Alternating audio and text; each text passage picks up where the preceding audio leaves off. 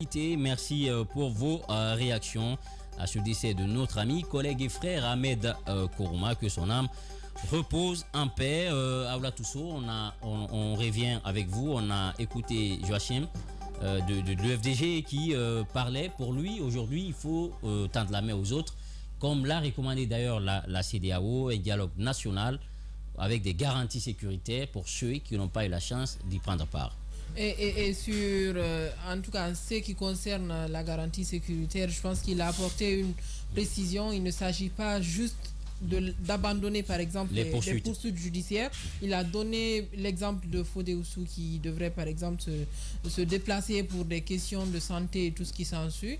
Donc, il a un peu levé l'équivoque. Mais moi, ce que je ne comprends pas, c'est au niveau de sursoir, je pense qu'il a utilisé le mot sursoir aux poursuites judiciaires. Mettre les choses en veilleuse d'abord. En veilleuse, ça, c'est ce que moi je ne comprends pas de ce côté parce que c'est une question de justice en fait. Mais il faut reconnaître que la justice guinéenne également est un peu lente, donc il faut que les lignes bougent. Si la justice était accélérait un peu les choses, on serait situé sur beaucoup de dossiers aujourd'hui, y compris les dossiers de Kassori et de tout ce qui s'ensuit, de beaucoup de personnes qui sont en détention depuis maintenant plus de 9 mois du côté de la maison centrale. Et concernant la main tendue du Premier ministre, il l'a réitéré, mais en fait, l'ANAD, le RPG Arc-en-Ciel et Allié reste campé également sur sa position, à respecter un certain nombre de points et tout ce qui s'ensuit. Donc, il faut quand même d'entente. Il faut qu'ils s'asseyent, il faut qu'ils échangent. Tôt ou tard, ça va prendre peut-être le temps que ça va prendre, mais il faut que cela arrive. On finira toujours autour de la table. Autour de la table, parce que au final, c'est l'intérêt de tout un pays, de toute une nation qu'il faut voir. C'est pas l'intérêt personnel qu'il faut voir. Donc, pourquoi pas le faire maintenant? Parce que tôt ou tard, on est appelé quand même à se retrouver sur la table pour parler de quoi? De notre pays, de l'évolution de la Guinée et de tout ce qui s'ensuit. Moi, ce que je voudrais que les deux parties, en tout cas, abandonnent un certain nombre de points pour pouvoir se retrouver et échanger, que ce soit en Guinée, que ce soit dans un autre pays, mais puisqu'on parlera de la Guinée, qu'ils puissent s'entendre et puis échanger, trouver des conclusions qui vont arranger tout un chacun. Ça ne peut pas arranger tout un chacun, mais que chaque partie puisse se reconnaître pour le pays. Pour le pays, que chaque partie puisse un peu abandonner. Vous savez, si on est en période de conflit, il faut que vous, Guiba, vous abandonnez parfois certaines de vos exigences, et il faut que moi aussi, Aoulatou, je puisse en tout cas pardonner certaines choses pour que les lignes puissent bouger. Mais quand vous dites que moi c'est A, s'il n'y a pas A, c'est rien. Et moi je reste dans ma position pour dire c'est B. Personne ne veut changer. Il faut parfois regarder en fait les citoyens lambda et tout ce qui s'ensuit, l'intérêt de la avoir nation. le dos large en tout cas pour comprendre ce qui se passe. D'accord. Voilà, Yibril, avant de partir avec vous, Emmanuel, vous l'avez écouté également. On a écouté Joachim Baba Milimono qui de bonne guerre défend voilà, la posture qu'a observé l'intercoalition. Moi, ce que je comprends premièrement, je pense qu'ils ont parfaitement raison d'exiger des conditions de sécurité. Je vous donnais l'exemple la dernière fois et je ne vais pas manquer de le réitérer. Si vous voulez que les gens parlent avec vous, avec cœur ouvert, il va falloir que vous leur donnez toutes les clés en main, les permettant de comprendre qu'ils ont la liberté d'émettre leur opposition, leur conception, leur perception de la situation. Parler de sursoir à des poursuites judiciaires, ce ne serait pas nouveau. Et peut-être ce serait une façon, pour ma part, ce n'est que mon avis, pour ma part, de sauver la mise à la CRIEF qui, pour là, jusqu'à présent, patauge pour ce qui est de certains dossiers. Jusqu'à présent, on n'est pas arrivé à tabler sur leur sort, on n'est pas arrivé à situer leurs responsabilités. Comme je le rappelais tantôt, il y a eu toute la célérité qui a été observée dans la procédure qui précède les audiences, le procès. Je pense que si on ne veut pas ou on n'arrive pas à les juger, il faut tout simplement les libérer tant que ça nous permet de faire le dialogue. Je le dis et j'assume mes propos parce que dire que des conclusions d'un rapport vont porter fruit, que les conclusions d'un rapport vont avoir un impact exhaustif sur la décrispation du climat sociopolitique en Guinée, sans pour autant compter dans ce dialogue-là le RPG, l'UFDG, je pense que c'est se mentir à soi-même. Et dans ce genre de situation, c'est véritablement grave. Ça ne veut pas forcément dire de faire droit. Je vois les mimiques de Sékou Alphonse Mara. Tu peux te tordre de toutes tes douleurs, mais je vais dire je vais dire ce qui me tient à cœur. Je pense que c'est vrai qu'ils ont des caprices, c'est vrai qu'ils ont des réclamations qu'on peut juger parfois un peu trop demandées, c'est-à-dire qu'on estimerait qu'ils ont l'outrecuidance de demander un certain nombre de points qui en temps normal ne doivent pas être négociés tels que sursoir au procédé judiciaire. Mais encore une fois, autant on ne peut pas, on peut se retrouver dans la difficulté de défendre cette réclamation, autant on ne peut pas on peut se retrouver dans la difficulté de défendre la justice qui, à mon sens, depuis là, est en train de patauger dans sa démarche. Voilà. Et Alphonse, allez-y. Moi, j'ai envie qu'on précise une chose, et ça, c'est véritablement important. Nos acteurs politiques sont capricieux et sont à la limite égoïstes. En fait, ce sont ces acteurs-là qui nous ont conduits à cette situation de transition. Leur défaut d'entente. En fait, aujourd'hui, ce qui est étonnant quand même... Mais là, il faut relativiser. Hein. On sait que le point central de tout ça, c'est le troisième mandat aussi. Non, le CNRD n'a pas pris le pouvoir pour le troisième mandat. Il n'a pas pris le pouvoir pour le troisième mandat. Oui, mais ça a été l'élément déclencheur. Non, hein. Ça n'a pas été... Si on était quand même dans un... Regardez le discours de prise de pouvoir. Alphonse, si on était dans un régime normal, légal et légitime, je pense que personne n'aurait eu l'argument de renverser un régime normal établi. Que mes profs de droit constitutionnel me le pardonnent. Oui, je sais que tu vas... Le troisième mandat, le troisième mandat est le fruit du référendum. Et c'était légal. On va revenir sur ce débat. En fait, Diba, c'est important de le préciser. Nous avons un invité ici. On va partir avec la transition. On se retrouve dans un court instant pour partir avec l'invité. Sur Radio Espace et Espace TV, le Before GG. Toute l'actu. Notre invité dans la seconde partie de cette émission, on parle de Covid-19. Ils ont passé la fête de fin d'année sans un copec. Ce sont les agents de lutte contre la Covid-19. Ils réclament des arriérés de 5 mois de salaire à l'Agence nationale de sécurité sanitaire. Pour en parler, nous avons au bout du fil Dr Kaba Keita, un des agents de riposte contre la Covid-19. Monsieur Keita, bonjour. Bonjour. Merci de nous rejoindre dans cette émission. Djibril, allez-y pour la première question. Alors, monsieur Kaba, on vous a entendu hier, on a vu votre réaction sur les sites d'information par rapport à vos arriérés. Est-ce que à ce stade, vous avez été entendu par l'ANSS? Et ça s'élève à combien? Pourquoi ça retarde? Dites-nous, pourquoi ce retard? Moi-même, je vous pose la question, c'est l'inquiétude que nous avons, pourquoi ça retarde. Et on n'a même pas besoin de demander cela. Comment est-ce qu'un père de famille peut vivre 5 mois sans salaire? Dans un pays où on parle de refondation de l'État, ça fait très très mal. Je ne crois pas si le Premier ministre de la République de Guinée a fait 5 mois sans salaire. Mais un pauvre médecin dans la commune de Matoto qui prend en charge celui qui est testé positif de Covid-19 pour parler du peuple, il ne peut pas voyager, jusqu'à ce qu'il soit négatif, alors qu'il a payé 650 000 francs à l'Ecobank, mais le médecin lui prend en charge jusqu'à ce qu'il guérisse et il voyage. C'est 650 000 payés rentrent dans la caisse de l'État. Mais le médecin qui lui traite, jusqu'à ce qu'il voyage, il n'a pas de salaire depuis 5 mois. Moi, je me dis que pourquoi?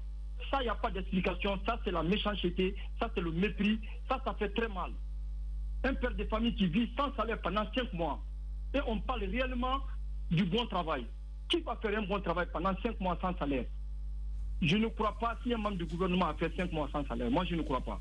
Alors, docteur Kaba, on entend bien votre cri ce matin, qui est tout à fait normal. Alors, dites-nous, vous êtes combien à être concernés par ça? Et est-ce que vous avez été entendu par la direction générale de l'ANSS? Et qu'est-ce qu'ils vous ont dit? Si nous avons fait 5 mois aujourd'hui sans parler à aucune presse, c'est parce que nous pensons qu'il est l'heure de passer à quelque chose de pacifique. Parce que ceux qui ne connaissent pas, par exemple, peut dire comme ça, ces jeunes là parlent, ils ne parlent que de l'argent. C'est pas parce qu'on parle de l'argent. C'est pas l'argent ça. 5 mois sans salaire, imaginez, on a approché l'ANSS. Au moment où je vous parle, l'ANSS même, ceux qui travaillent dans l'ANSS même, l'agence même, eux, ils n'ont même pas de salaire. Donc c'est centralisé. C'est quelque chose qui est... D'où ma question, vous êtes combien à être concerné par ce non-paiement de salaire? Vous êtes combien au total? Aujourd'hui où je vous parle, les personnels intervenant dans la riposte Covid-19 ont drastiquement diminué parce que la Covid est en berne. Tous les pays du monde ont un service minimum de travailleurs de prise en charge. Le nombre de personnel qui intervient dans la riposte en République de Guinée ne dépasse même pas 600 personnes. Ça ne dépasse pas, alors qu'on était à 4 000, 5 000, 6 000. Mais aujourd'hui... Donc ça veut dire que est-ce que c'est les 600 personnes qui n'ont pas reçu leur salaire ou est-ce qu'il y a une partie qui aurait reçu le salaire? Mon frère, personne ne te dira pendant 5 mois qu'il a reçu une prime. Parce que dans la riposte, on ne parle pas de salaire, on parle de prime. Chaque mois, on donne des primes. Parmi les personnes n'a reçu une prime pendant les 5 mois. Et ça fait très mal. Dans la riposte, je vais te dire, il y a des biologistes, il y a les médecins, il y a les infirmiers, il y a les pharmaciens, il y a les agents de prestations, il y a les hygiénistes un peu partout. Je vais vous donner un exemple. Pour voyager en Angleterre, il faut faire par exemple un texte Covid-19 pour voyager. Le Guinéen qui veut voyager à Londres, il paie 650 000 francs à la banque. Les 650 000 francs rentrent dans la caisse de l'État. Mais le médecin, par exemple, s'il est positif Covid, il ne peut pas voyager. Le médecin qui est posté à la commune de Matoto, qui doit prendre en charge ce monsieur-là à la maison jusqu'à ce qu'il soit négatif, a fait 5 mois sans salaire. Mais l'État reçoit quand même cap les 650 000 francs chaque jour. Sur chaque prélèvement. Comment est-ce que vous pouvez analyser cela? Pour moi, c'est la méchanceté. Pour moi, c'est la méchanceté. D'accord. On a tué pendant 5 mois sans salaire, sans parler, c'est parce que réellement nous pensons que ça pouvait être réglé. Mais moi, je me dis que si l'État a fait un bilan de 2022 et fait des perspectives de 2023, nous, on n'a pas reçu nos primes pendant les 2022 là. 2023, nous disons que nous devrons aussi parler de nos perspectives. D'accord. Allez-y. Vous avez donné tout de suite un bel exemple quand vous dites que par exemple un citoyen qui doit quitter Conakry pour l'Angleterre doit payer 650 000 pour faire le texte et le test Covid et puis l'argent là ça va dans les caisses de l'État et tout ce qui s'ensuit. J'aimerais poser la question suivante. Combien de personnes par exemple vous testez par mois qui quittent le pays pour l'étranger? Je ne saurais dire le chiffre exact, mais vous le savez, c'est des choses qui ne sont pas cachées. Vous pouvez aller tout à l'heure là, au niveau du palais du peuple, où se passe le prélèvement, vous pouvez connaître les statistiques mensuelles. Ça, ce n'est pas caché. Je ne peux pas me mettre dans les chiffres pour mentir à l'antenne. Vous, par exemple... Vous savez combien de fois le Guinéen voyage? Vous savez combien de fois les étrangers voyagent? La Guinée est fréquentée, les gens voyagent à tout moment. Il y a des pays, par exemple, exceptionnellement, où on voyage avec la carte de vaccination. Mais il y a des pays, il faut un test Covid pour s'y rendre. C'est obligatoire. D'accord, alors... Aujourd'hui que la Covid est en berne. Mais est-ce qu'il y a un pays au monde entier qui n'a pas un service minimum de prise en charge Covid? Le service minimum qui est là pour la prise en charge Covid, on ne peut pas payer ces gens-là aussi. Dites-nous, vous par exemple, vous êtes vous êtes pharmacien, biologiste, médecin. Je suis médecin. Oui. Je suis médecin, je suis coordinateur du collectif des personnels impliqués dans la riposte contre la Covid-19. D'accord. Ceux qui interviennent dans la riposte contre la Covid, je suis leur coordinateur. D'accord. Vous par exemple, votre prime par mois, ça s'élève à combien? Non, je ne crois pas. Si même vous-même vous allez dire votre salaire par mois. Non, mais quand même, c'est question pour clarifier. C'est important, justement, l'opinion pour comprendre qu'on devrait quand même le payer. Ce que l'opinion a besoin de comprendre, c'est de savoir qu'il y a un médecin qui vous parle qui a fait 5 mois sans prime exceptionnelle sans prime pendant la riposte. C'est ce que l'opinion a besoin de savoir. Maintenant, est-ce que vous avez approché la NSS? Est-ce que vous avez certainement des porte-paroles. Si j'ai parlé aujourd'hui au téléphone, c'est parce que nous avons épuisé toutes les pistes. Moi, ça me fait mal aujourd'hui qu'on m'écoute que je parle de primes. Parce qu'il y a d'autres qui ne me connaissent pas, ou bien il y a d'autres qui me connaissent, vont dire que lui, il n'a pas d'objectif que de parler seulement de l'argent. Alors que ce que je fais, ils ne connaissent même pas ma vie. J'ai d'autres objectifs plus que l'argent. Très bien. Tu es coordinateur d'un collectif, des personnes impliquées dans une riposte. Tu as droit réellement de défendre ce collectif. Comment est-ce qu'on peut faire 5 mois sans prime exceptionnelle? Je ne crois pas quand même. Je ne crois pas si le président de la République ou le premier ministre a fait 5 mois sans salaire, moi je ne crois pas. Ouais, c'est très difficile, mais monsieur Dr Kaba, écoutez s'il vous plaît, la question qu'on est en train de poser est très importante. Vous avez rencontré l'ANSS, ça ne bouge pas de ce côté-là. Qu'est-ce qu'ils vous ont dit? Qu'est-ce qu'ils vous ont dit? De là, est-ce que vous avez rencontré le ministère de la Santé? Depuis le 5 septembre, l'ANSS, en tant que l'ANSS, ne paye pas les travailleurs. L'ANSS n'est même pas responsable, l'ANSS même est petit dans leur compte. D'accord. Le ministère du budget est au four et au moulin dans le paiement. L'ANSS n'est que l'interface. Pour le paiement. Il ne décide pas. Sinon, si c'est l'ANSS qui décidait, le directeur général de l'ANSS, je connais sa personne. Très bien. Il ne va pas accepter qu'on passe un jour sans salaire. Mais ce n'est pas l'ANSS, c'est le ministère du budget qui part payer partout. Mais avant le ministère, oui, mais Dr Kaba, si l'ANSS n'a pas cette possibilité-là, est-ce que vous avez fait recours, reporté vos recours au niveau du ministère de la Santé? Et qu'est-ce qui vous a été dit de ce côté? Mon frère, on a fait des démarches. On nous dit chaque fois que très bientôt ça serait payé. Très bientôt ça serait payé. Très bientôt ça serait payé. Comme le très bientôt là n'arrive pas, la seule façon pour nous faire entendre, pour que le peuple de Guinée, peut-être, je ne crois pas si le premier ministre de la République de Guinée sait qu'il y a un Guinéen qui a fait 5 mois sans prime. C'est pourquoi nous passons aujourd'hui par votre micro pour dire ça. Même si d'autres vont nous culpabiliser, nous traiter de mauvais Guinéens, mais moi j'accepte cela aujourd'hui. Si c'est réellement au nom d'un pauvre père de famille qui a fait 5 mois sans prime exceptionnelle, je suis très fier de lui défendre parce que je défends la vérité. D'accord. Justement, c'est très difficile. Oui. C'est très difficile ce qui vous arrive, on le sent à travers votre ton. 5 mois, vous battez, vous savez, une pandémie, c'est comme une armée qui a envahi un pays. Et vous êtes les soldats, vous êtes sur le terrain. Normalement, on devrait vous honorer en plus de l'argent, puisque vous dites, vous avez une mission sacerdotale, c'est de sauver des vies. Vous avez une mission de service public. Et en retour, la société doit vous reconnaître cela. Je suis tout à fait d'accord avec vous. Peut-être, est-ce que vous avez un message aujourd'hui à faire passer? Non, le seul message que je peux faire passer, moi je pense que tous les Guinéens aujourd'hui sont dans la dynamique d'une refondation de la République de Guinée. Mais moi je pense que qui parle de refondation de l'État doit penser à satisfaire le travailleur. On ne peut pas demander une refondation de l'État et que celui qui sert l'État n'a même pas d'argent pour bouger. Il n'a pas son salaire. N'augmentez pas les salaires. Ne donnez rien aux Guinéens. Mais donnez-les ce qu'il fait comme travail. C'est les primes la mensuelle. Ça fait 5 mois nous n'avons pas. Moi, j'appelle les autorités sanitaires, parce que c'est mon domaine, d'accepter, plaider auprès de la haute hiérarchie, de donner les primes de ces travailleurs qui ont duré depuis 5 mois. Voilà, vous l'avez compris, Dr Kaba Keïta de l'ANSS. Une question à Vlatou? Oui, une question. Nous avons appris que parce que votre salaire, le paiement de vos primes retarde, est-ce que vous voulez arrêter le travail sur le terrain? C'est le cas?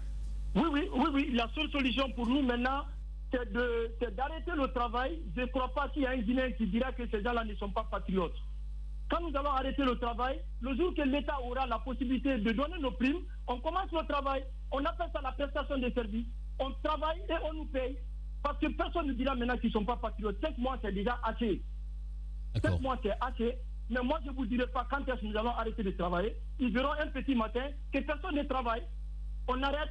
Un monsieur va aller à Londres, il veut se faire prélever, il n'a pas de prélèvement. Ou bien quelqu'un doit se faire vacciner, il n'a pas quelqu'un pour lui vacciner. Ou bien quelqu'un qui est malade Covid-19, il n'a pas quelqu'un pour lui prendre en charge. Maintenant, on ne va pas décliner, nous allons arrêter. Moi, je pense que c'est un mépris. Sinon, un citoyen, un Guinéen ne doit pas vivre 5 mois sans salaire. On ne mérite pas cela. Voilà, monsieur Dr Kaba, merci et surtout bon courage à vous. Merci d'avoir accepté notre invitation. Merci beaucoup. Ouais. Merci beaucoup. Et on l'a écouté, Djibril, allez-y. Oui, on a écouté M. Kaba. Ce que je voudrais ajouter par rapport à son intervention, parce que ça a été dit tout à l'heure, c'est des patriotes. C'est des gens qui ont affronté la mort contre le coronavirus. Vous savez ce qui s'est passé ces derniers temps, comme je l'ai dit à l'entame.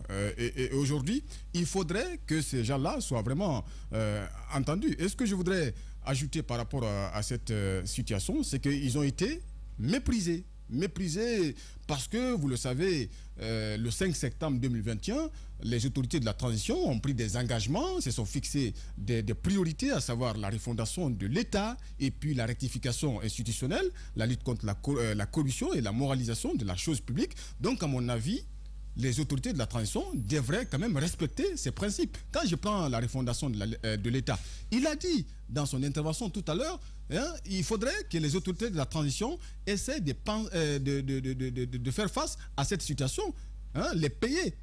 5 mois d'arriérés de salaire, ça quand même, c'est trop. Ce sont des agents qui sont des pères de famille, qui ont des enfants scolarisés. Ils doivent payer les frais de scolarité, ils sont en location, ils doivent faire face à ces obligations. Et quand même, je voudrais ajouter cette information parce que nous sommes dans une logique, si vous voulez, dans l'approche d'équilibrer, de recouper l'information. Quand j'ai appelé au niveau de l'Agence nationale de sécurité sanitaire, moi quand même ça m'a laissé pantois parce que tout simplement on me dit, écoutez, nous sommes en train de faire des démarches, on ne sait pas à quel jour on va payer ces agents. Donc ça corrobore ce qu'a dit tout à l'heure notre invité et vis-à-vis de cette situation-là, moi quand même ça me donne je suis perplexe par rapport à cela. Et derrière il y a des interrogations quand même à soulever par rapport à la gestion, à la riposte contre le coronavirus. Vous vous rappelez très bien, Guiba, il y a eu des dons ici, il y a eu des appuis, il y a eu des associations, des structures qui se sont mobilisées pour accompagner l'Agence nationale de sécurité sanitaire. Vous voyez sur votre petit écran les chèques qu'on donnait au département, à l'Agence nationale de sécurité sanitaire. Tout à fait. Ils vont réagir tout à l'heure. La direction veut prendre la parole. De mon point de vue, quand même, ce sont des interrogations qui méritent des réponses. Oui, voilà. Allez-y, Emmanuel. Alors, rapidement, dans son ouvrage intitulé Nouvelle récréation, joyeux défi, Bonaventure Perrier disait « Vaut mieux tomber dans les mains d'un médecin heureux que dans les mains d'un médecin savant ». Ça veut dire que le médecin peut avoir toutes les connaissances du monde, mais s'il ne se retrouve pas dans des conditions, dans des aptitudes, dans une sorte d'humeur qui lui permet d'avoir toute la volonté de traiter, je pense que le malade ne pourra que s'en remettre à la volonté de Dieu. Et c'est très grave pour une pandémie comme ça, que pour une épidémie comme ça, qui a fait autant de morts, qu'on ait la difficulté de véritablement répondre. Parce que ce n'est pas comme si c'était de l'aumône, ce n'est pas comme si c'était un don, ce n'est pas comme si c'était une charité qu'on faisait à ces médecins. C'est quand même la rétribution du travail, du laborieux travail qu'ils ont eu à abattre depuis toutes ces années-là. Et puis j'aimerais préciser quelque chose. Vous avez vu, avec la restriction des mesures barrières du côté de la Chine, il y a une certaine résurgence des cas de Covid. On n'est pas à l'abri. Le Maroc, par exemple, a imposé, a fermé complètement ses frontières pour toutes les personnes en provenance de Chine. Ça veut dire qu'on n'est pas épargné par... On n'est pas à l'abri. On n'est pas à l'abri par la... Il peut y avoir des regains à tout moment. Exactement. Et comment on va faire si, pendant qu'on n'est pas présentement sous le coup de la menace de manière immédiate, qu'on traite les médecins de cette sorte, il y a fort à craindre que ce mauvais traitement-là puisse avoir des répercussions sur la gestion de cette épidémie. Si jamais, ce n'est pas mon souhait, je ne suis pas Cassandre ni prophète de malheur, si jamais ça arrivait, ça va être compliqué de pouvoir gérer cette pandémie, parce qu'en réalité, ce sont les hommes qui gèrent ce genre de choses. Voilà, ce qui est bien dit, Emmanuel Loa. On cherche à joindre le directeur de l'ANSS, professeur Fodé Amara Traoré. Il faut décrocher. Nous cherchons à vous joindre pour une question d'équilibre. Oui, Caps, avant de donner la parole à Olatou. Allez-y.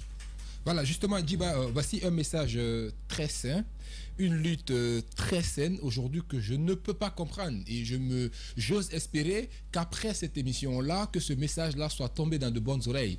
Que le Premier ministre ou même le président de la transition puisse prendre si vous voulez, cette crainte ou cette plainte-là aujourd'hui dans le corps pour que ça puisse être totalement résolu. Parce qu'on ne peut pas comprendre honnêtement des gens qui se sacrifient. Vous voyez le risque qui va avec, le risque qu'on prend pour affronter affronter les malades Covid. Vous savez, la population, quand on dit que telle personne souffrait de Covid, tout le monde fuit la personne. Et maintenant, dire que ces personnes-là qui sont au premier plan vis-à-vis de cette lutte-là, que ces personnes-là sont oubliées, c'est inadmissible, c'est incompréhensible qu'on puisse arriver à 5 mois sans que ces gens ne soient payés. J'aurais pu comprendre.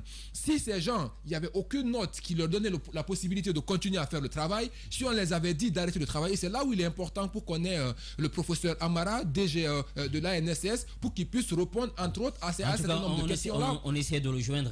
Le standard vous appelle, il faut décrocher pour pouvoir comprendre un peu ce qui se passe véritablement. Voilà, justement, parce qu'en fait, il nous faisait savoir, c'est quand même 600 personnes là.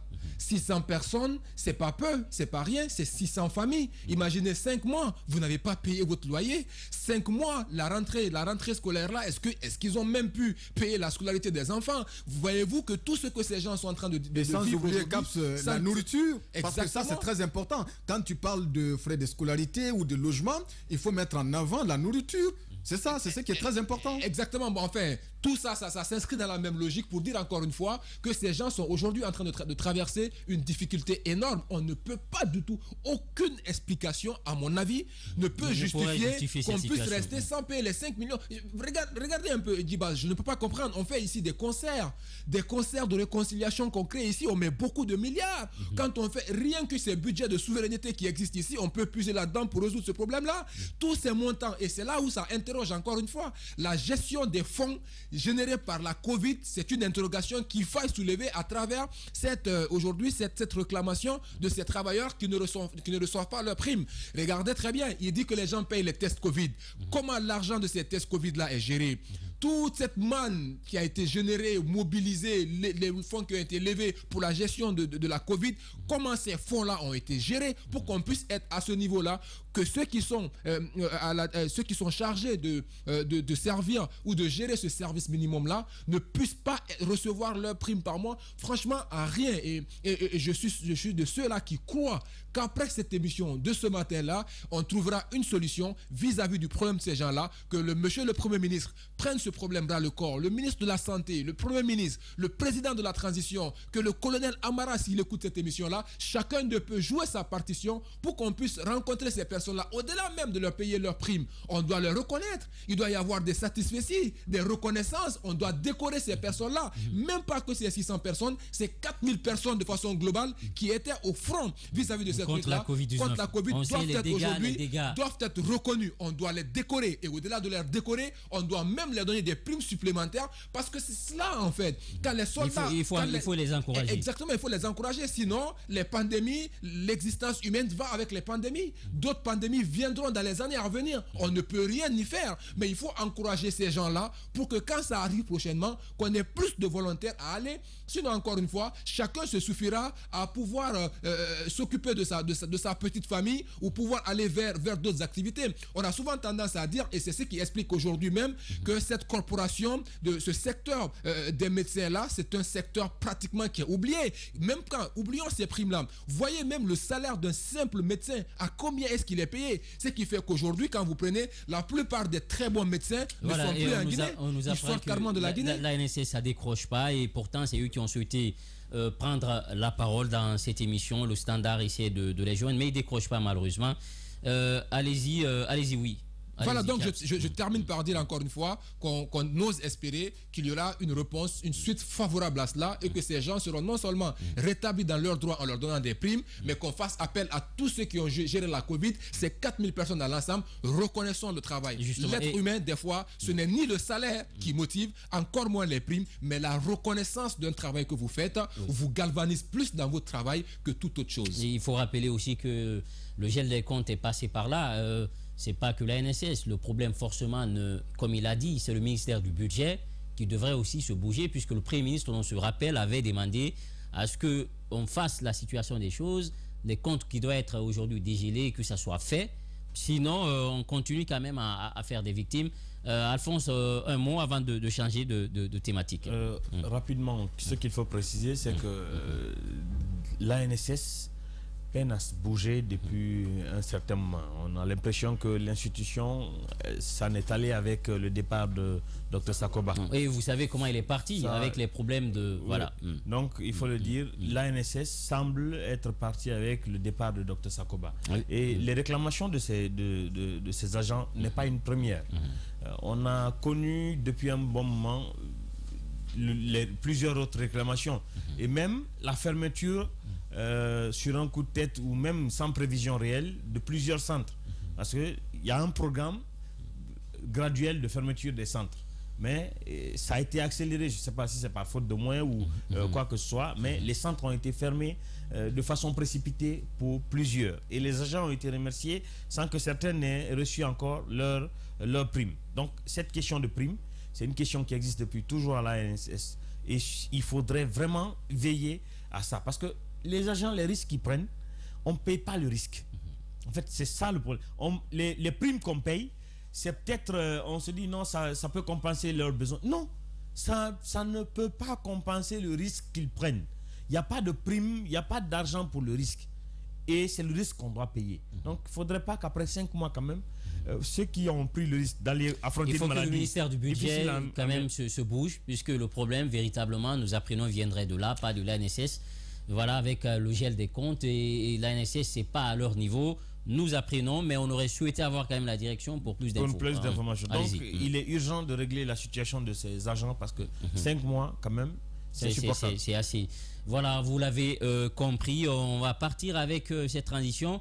On revient, on va partir du côté du Sénégal pour parler de Macky Sall, le président d'exercice de l'Union africaine. À tout de suite. Sur Radio Espace et Espace TV, le Before GG. Toute l'actualité brûlante, politique, économique, des enquêtes inédites, c'est le Before Grande Gueule. Djiba Milimono, Aoula Toussou, Mamoudou Babila Keïta, Emmanuel Loua, Kabz, Djibril Ba.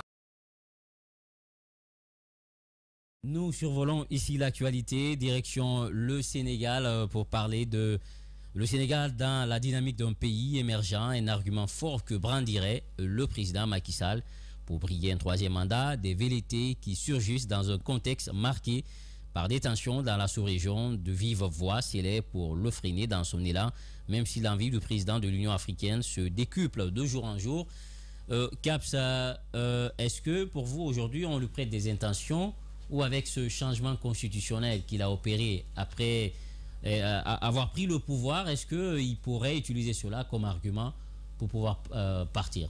Oui, effectivement. Aujourd'hui, au regard de ce qui se présente, on pourrait bien entendu lui prêter ses intentions de vouloir briguer ce troisième mandat. Mais il est important de repréciser le cadre.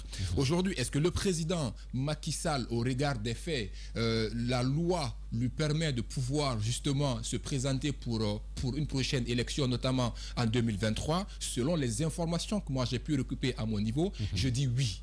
Et oui, sur la base de quoi? Sur deux grands volets qui vont finalement nous ouvrir vers une réflexion qui doit interpeller et la Guinée et la CEDEAO, qui veut mettre fin justement à ces putschs constitutionnels qui veulent venir. Alors la première chose, il ne faut pas qu'on oublie que quand le président Macky Sall venait au pouvoir, son premier mandat, c'était 7 ans. Et à l'issue de ce premier mandat... Qui était issu de la Constitution de 2001. De 2001, que Wade également avait soumis au référendum. Donc, quand le président Macky Sall arrive, il ramène le mandat à 5 ans. Ce qui fait que quand il vient pour son deuxième mandat en principe, cela représente le premier mandat d'une nouvelle république. Et donc ce qui fait qu'en principe, il est donc selon Parce qu'il y a le principe de non-rétroactivité. De non-rétroactivité. Donc ce nouveau, étant dans une nouvelle république, on considérerait justement 2023, si seulement il se présente aux élections, voulant briguer un deuxième mandat de la nouvelle république, ce que certains verront comme étant un troisième mandat.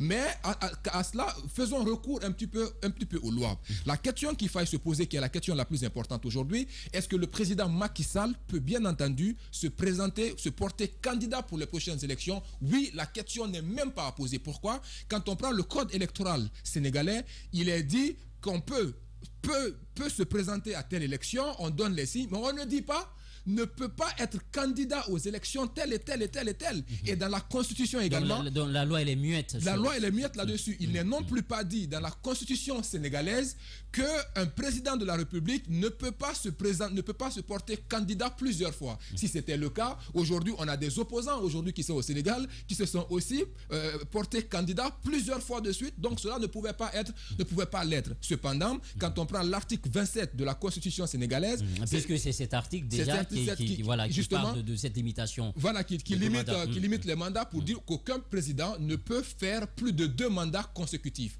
Alors sur la base-là, est-ce que si Macky Sall se présente comme candidat, déjà il faut être clair dessus, il peut se présenter comme candidat. Maintenant, s'il gagne les élections, là, en ce moment-là, on peut parler de 3e mandat. Et si on doit parler de 3e mandat, il y a une question importante qu'il faille soulever, qui aujourd'hui doit interpeller et la CEDEAO et l'Union africaine, et donc tous les chefs d'État et même les formations politiques de ces différents pays-là.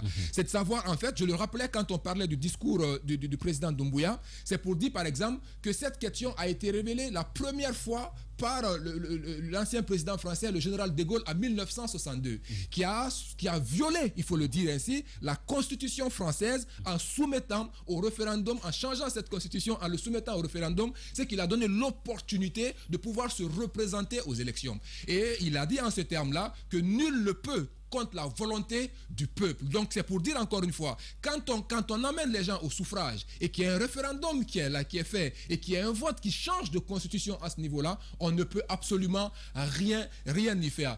Aucune constitution au monde, aucun code électoral n'est au-dessus de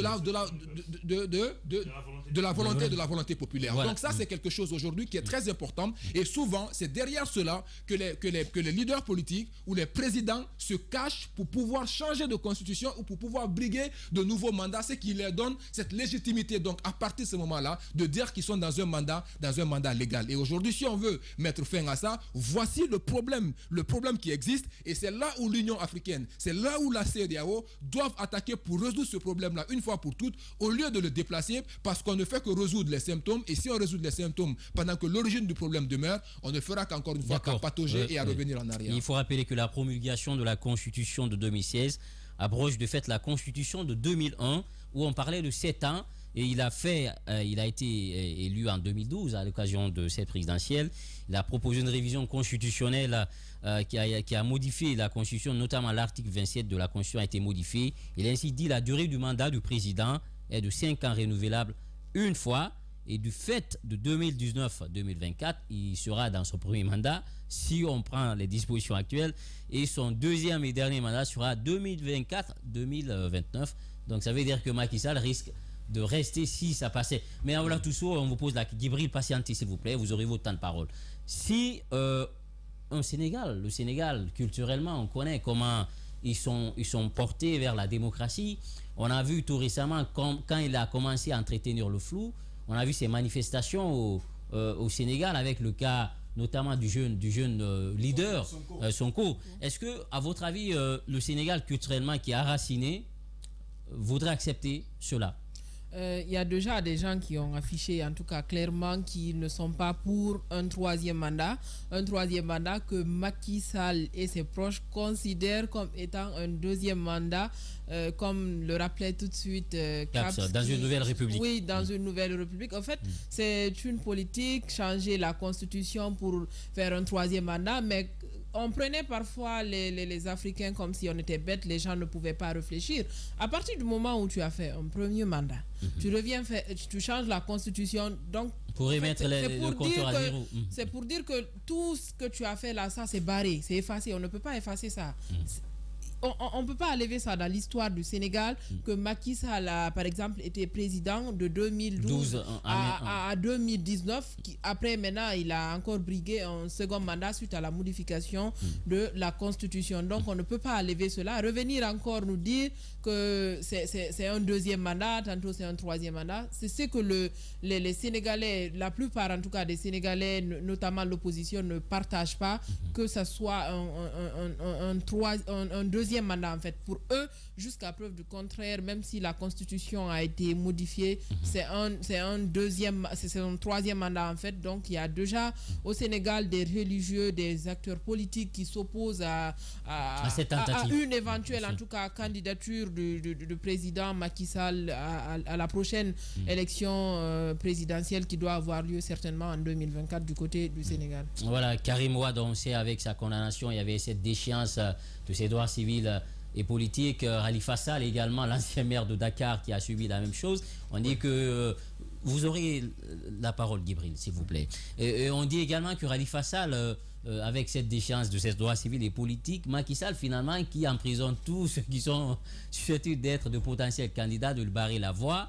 Est-ce que ça peut aussi renforcer les gens dans leurs convictions pour dire qu'effectivement, on a vu Sonko tout récemment, on a tenté qu'il veut éliminer toutes ces voies dissonantes-là pour avoir un boulevard ouvert, pour aller rapidement, tranquillement, de façon aisée vers cette magistrature suprême pour les années à venir, Emmanuel? Je suis, premièrement, avant de répondre à votre question, j'ai l'impression que plusieurs leaders politiques, plusieurs présidents de la République en Afrique, dès qu'ils viennent aux affaires, ils subissent un stage, comme le disait Maître Yomba, un stage de reconversion idéologique.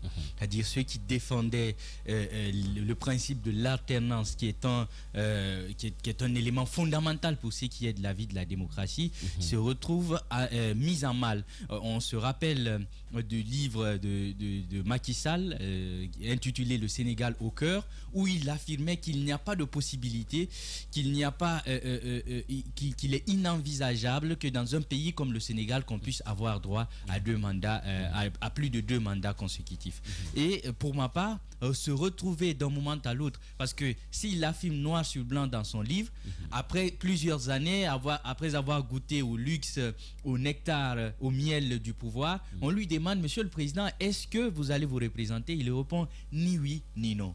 Donc ce genre de réponse qui corrobore avec toutes les pratiques politico-judiciaires qui ont été perpétrées, de ce côté-là, il y a fort à douter qu'il y ait cette volonté de se présenter. Mais pour ma part, la question qu'on doit se poser, ce n'est pas forcément de savoir s'il doit se présenter ou pas. Ça, c'est une question sur laquelle on peut débattre de longues années. On ne va jamais s'entendre. Ceux qui ne veulent pas se présenter vont estimer que ce n'est pas le cas. Ceux qui veulent qu'il se présente vont estimer que c'est le cas. Pour ma part, ce que je voudrais qu'on mette en relief, c'est de savoir quelle est la pertinence pour que Macky Sall se représente à nouveau. Parce que en voyant tous les jeunes intellectuels qui gravitent dans son escarcelle, dans son écurie, il y a bien des gens qui peuvent répondre, qui sont présidentiables. Je prends le ministre, si je ne me trompe, Mamadou Ba, qui justement, oui, tout à fait, qu'on a d'ailleurs même présenté comme un dauphin à un moment donné. C'est un monsieur qui a du répondant, qui a l'élan, qui a l'allant d'un président. Je pense qu'on aurait bien pu pouvoir préparer celui-ci au lieu de parce que j'ai vraiment un problème en Afrique, c'est qu'on a l'impression que le culte de la personnalisation du pouvoir continue au fil des années. Ceux qui ont critiqué cela durant de longues années, en venant aux affaires, n'ont pas changé la donne. Or, il n'y a pas meilleur leader, il n'y a pas meilleur chef que celui qui est apte à pouvoir préparer la relève. C'est vrai, on dit non, il ne faut pas copier-coller la démocratie à la française, à l'américaine, mais ce qui peut permettre à un État de se développer, c'est qu'il y ait la possibilité pour de nouvelles zones, pour de nouvelles visions, pour de nouvelles façons de voir la chose, d'apporter leur contribution à l'édification de la nation. Or, si Macky Sall, qui a déjà fait 2 ans, on lui permet encore d'apporter, qui a déjà fait 2 mandats, on lui permet de faire un 3e, c'est la même vision, c'est la même ambition d'un seul homme qui continue à se perpétuer du côté du Sénégal. Mais je crois que c'est un pays qui a assez d'intellectuels, qui a une population qui est très avertie, et je pense que ça ne pourra pas passer. C'est mon intime conviction. Avec cette maturité qu'ils ont, ça va être très difficile. Allez-y, Djibril. Oui, par rapport à ce sujet, moi je pense que le peuple sénégalais, si vous voulez, le président Macky Sall, il doit mesurer l'enjeu. Et également, comme je l'ai dit tout à l'heure, le peuple sénégalais doit le faire. La candidature pour un 3e mandat d'affilée pour l'élection présidentielle de Macky Sall est devenue un serpent de mer qu'il manie à merveille avec délectation. Et Djiba, dans la sous-région, en 2022, vous savez, on a connu des remous politiques consécutifs à une malgouvernance tenace.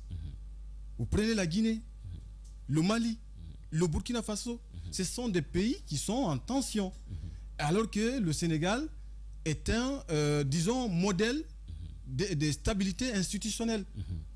Alors, cela dit, qu'est-ce qui se passe dans la tête d'un chef d'État, d'un président africain, quand il veut franchir le cap, le pas pour un troisième mandat? Vous savez, le phénomène qui consiste à recourir à un troisième mandat a enregistré des occurrences si nombreuses sur le continent. J'ai des exemples. Vous prenez le Niger, le colonel Mamadou Tanja, quand il a voulu achever ses chantiers, l'argument qu'il a utilisé. Vous prenez Blaise Compaoré au Burkina Faso, qui pensait que l'initiative qui consistait à limiter les mandats, c'était antidémocratique. Je prends un exemple plus palpable en Côte d'Ivoire, Ouattara, qui invoque en disant que c'est un sort qui serait jeté sur ces dauphins. Voilà pourquoi il continue à gérer les affaires. Un exemple plus palpable, plus concret, c'est notre pays, la Guinée. Alpha Condé, quand même, a considéré que procéder à la révision constitutionnelle, c'était indispensable. Et vous savez, là où ça nous a mené, vous connaissez les conséquences que nous avons vécues ici en Guinée. Les élections législatives en mars 2020, vous savez ce qui s'est passé. L'élection présidentielle en 2020, ça a enregistré des dégâts incommensurables, des pertes en vies humaines qu'on ne peut pas dénombrer. J'ai même approché à ce temps Djiba, certains confrères, par rapport au traitement de l'information. Parce que tout est parti aussi de la couverture médiatique de certains médias. Quand on voit un reportage sur des dégâts sur une communauté, le lendemain, on voit d'autres dégâts sur une autre communauté. Donc, comme je l'ai dit en prologue de mes interventions tout à l'heure, le président Macky Sall ou le peuple sénégalais doit mesurer l'enjeu. Parce que en prenant le profil du président Macky Sall, en fait, il est sur le toit de l'Afrique. C'est lui le président de l'Union africaine. Il devait être un modèle. Oui, même s'il a l'onction populaire, au visage de ce qu'il a réalisé, tout ce qu'il a fait. Vous savez, il a construit le pont de Diamniadio, un très joli pont. Le stade qu'il a construit, un très joli stade, avec la construction des infrastructures routières. Donc, comme je l'ai dit, même s'il a l'onction populaire, Macky Sall ne doit pas, en tout cas, penser à un troisième mandat. Oui, il faut quand même ajouter ceci. Pour ne pas que Macky Sall aille vers brandisse et brigue un troisième mandat, il faut qu'il soit battu aux élections de la même manière que Wade. Aujourd'hui, est-ce que les partis politiques sénégalais aujourd'hui seront se donner la main à l'image de ce qu'ils ont fait contre Wade Justement, je finis mon analyse rapidement. Dans une approche holistique, moi je dirais, même si le peuple sénégalais a une onction, je veux dire, même si Macky Sall a l'onction, a le soutien du peuple sénégalais, il doit revoir sa position. Parce que celui, comme tu as parlé d'Abdoulaye Wade, c'est lui qui a battu Abdoulaye Wade, c'est lui qui a intimé Abdoulaye Wade de ne pas se présenter. Et finalement, il l'a battu. Donc, vu tout cela... Et c'est cela la démocratie. Oui, mais vous savez ce qui se passe aussi au niveau de la sous-région. Donc, en prenant en compte tous ces aspects-là, moi, je pense que c'est mon point de vue, c'est mon ultime conviction. Je pense que le président Macky Sall ne doit pas se présenter pour un troisième mandat. Voilà, le bon sens voudrait qu'il s'éclipse, il n'y a pas d'homme providentiel. Même si on a vu aussi Idrissa Seck qui, quand même, dans la chaîne de dévolution de pouvoir, on a dit qu'il a pris un peu une route assez étroite et petite pour arriver au pouvoir, parce que lui, Macky Sall, Idrissa Seck, c'est deux enfants de Karim Wade, de Wade, c'est lui qui les a fabriqués, les deux. C'est Abdoulaye Wade, en fait, on disait que ces deux-là, ce sont mes créatures. C'est lui qui a créé Idrissa Seck, Macky Sall, sauf que Macky Sall a pu reprendre les choses en main, même si Idrissa Seck, aujourd'hui, beaucoup estimaient qu'il pouvait être le président sénégalais parce qu'il avait tout, il avait le soutien, il avait cette dynamique, il avait des hommes forts derrière lui. Mais malheureusement, il devient le président du Conseil économique et social et culturel. Et il s'en sort mal. Il s'en sort mal. Aujourd'hui, dans la chaîne, j'ai l'impression que Sonko devient le fer de lance. C'est le candidat en face de Macky Sall. Sonko devient aujourd'hui la seule option que les Sénégalais ont, sauf si on invente un nouveau candidat, mais pour le moment, il n'y a que Sonko. Et la réelle politique, ce n'est qu'à la dernière minute, tout peut basculer, un nouveau candidat peut sortir de nulle part. Sauf si on nous produit un nouveau candidat, mais l'échiquier politique aujourd'hui actuel au Sénégal, il n'y a que Sonko en face de Macky Sall. Mais Sonko est vu comme un anti-français. Et c'est là où le problème se pose, parce que quand on connaît les relations entre la France et le Sénégal, on sait que la France... C'est le prolongement de la France. La France met le dernier bulletin dans l'urne. Donc, la France pose son dernier bulletin dans l'urne du côté du Sénégal. Donc, mais le vrai débat posé aujourd'hui, que ce soit en Guinée ou partout sur le continent, c'est de savoir, est-ce que la démocratie, c'est 2 mandats? C'est la véritable question à poser. Est-ce que non, il faut pas rentrer dans ça. Non, il faut pas rentrer dans ça. Il faut pas. Non. La limitation de ces mandats, c'est pour permettre l'alternance. Et l'alternance, pour ma part, c'est un principe fondamental. Qui vous dit que l'alternance n'est garantie qu'au bout de 2 mandats? Mais cela permet au moins d'avoir du sang neuf. Parce que le fait de vouloir confier la destinée d'un pays à un seul homme, parce que en remettant en question le principe de l'alternance, c'est qu'on veut confier la vie d'un pays à un seul homme parce qu'on estime que c'est un homme providentiel. Et je pense que ce genre de mentalité doit changer. Et c'est bien là le problème, c'est que c'est vous qui concevez que ce sont des hommes providentiels. Aujourd'hui, c'est un débat qu'on doit poser sur tout le continent. Est-ce que la démocratie, c'est 2 mandats? Parce qu'au bout de 3 ans, l'alternance peut se faire. Au bout de 3 mandats, l'alternance peut se faire. D'accord. Qui font que... Et au-delà, au bout d'un mandat, on peut être destitué. La Constitution le permet, c'est aussi la démocratie. Demain, le débat va se poursuivre. Demain, c'est la fin de cette émission. À la technique, le doyen Mouyabi, à la régie, Mafata Sanou, les 2 Kadiat, on ne les oublie pas. Lamine Sidibé, Poutine à la réalisation.